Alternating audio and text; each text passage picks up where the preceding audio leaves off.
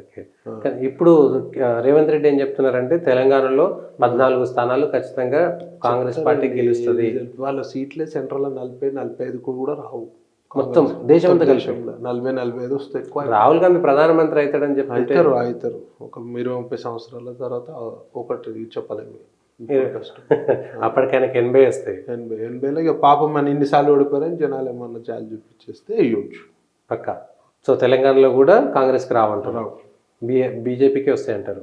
బీజేపీకే వస్తాయి తెలంగాణలో కూడా. మోదీ గారు చరిచిపోయి ఓడని తెలంగాణ ఏడున్నది, ఉత్తర భారతదేశంలో ఉన్నటువంటి పార్టీ. అరే ఇవాళ చూడు రాదు, నువ్వు ఇది అయిపోయినాక చూడు ఎన్ని సీట్లు వస్తాయో తెలంగాణలో. ఎవరు వీళ్ళు ఏ బొమ్మ పెట్టుకోవాలి ఇవాళ తెలంగాణలో అంటే నమ్మిచ్చిర్రు. బీఆర్ఎస్ మీద కోపంతో ఇవాళ ఎన్నుకున్నారు ఈ ప్రభుత్వాన్ని. అవును, కాంగ్రెస్ మీద ప్రేమతోటి కాదు. కానీ రేవంత్ రెడ్డి చేసినటువంటి సుపరిపాలన, నేను చెప్తా వినండి, నాకైతే మంచిగా కనబడుతుంది రేవంత్ రెడ్డి. నేను చెప్తున్నా ఈ ఎలక్షన్లా కాంగ్రెస్ మీద ప్రేమతోటి కాదు. 4 నెలల కింద ఓడవు మీరు ఇచ్చిర్రా కాంగ్రెస్ వస్తుందని ప్రభుత్వం. వీళ్ళ మీద కసితోటి వాళ్ళని ఎన్నుకుర్రు. అంటే కాంగ్రెస్ మీద మేము మేము బీజేపీ స్టేట్లో 1-2 ఏదో తప్పిదాలు జరిగినాయి, దాన్ని వీళ్ళు పెద్ద ఫేమస్ ఫోకస్ చేసి కవితది ఒకటి చేసి బీఆర్ఎస్ బీజేపీ ఒకటి అని నమ్మించుకోపోయారు.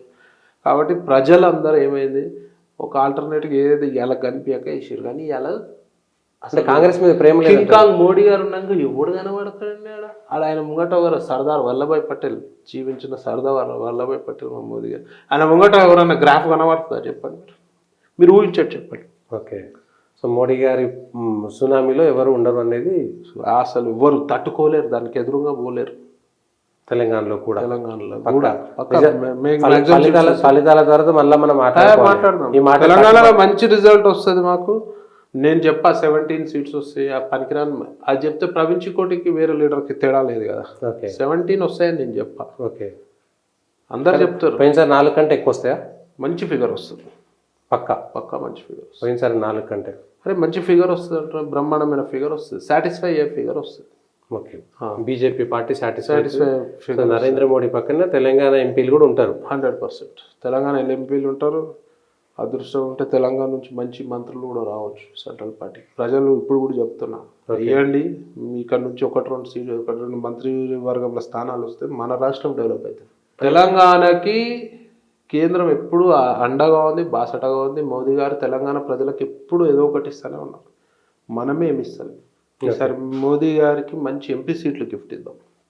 పక్కా సరే చూద్దాం. మీరు అనుకున్నట్టుగా తెలంగాణ కాంగ్రెస్ చూడండి కాంగ్రెస్ బీజేపీకి ఇలా అయిపోయింది, గత ముఖం అయిపోయింది. మీరు చూడు రే, ఛాలెంజ్ చేస్తున్నా నేను, బంతికి కొట్టిన నేలలాగా బీఆర్ఎస్ పార్టీ ఎగిరి పైకి లేస్తుంది. పైకి లేచి అటే వీక్తుంది, ఇంకా పడదు, ఇక కిందికి పడదు. బంతికి కొట్టిన నేల గాలకు అవసరమా అండి? ఆల్రెడీ కొట్టి అయిపోయాలి పని. చేసిన స్కామ్లను చేసిరు, పాపం పండుతుంది అంటారు కదా. ఎట్లయితే పాపం పండుతో రోజు వస్తుంది. 10 ఏళ్ళు దుష్టచర్య, దుష్ట పాలన, హిట్లర్ పాలన,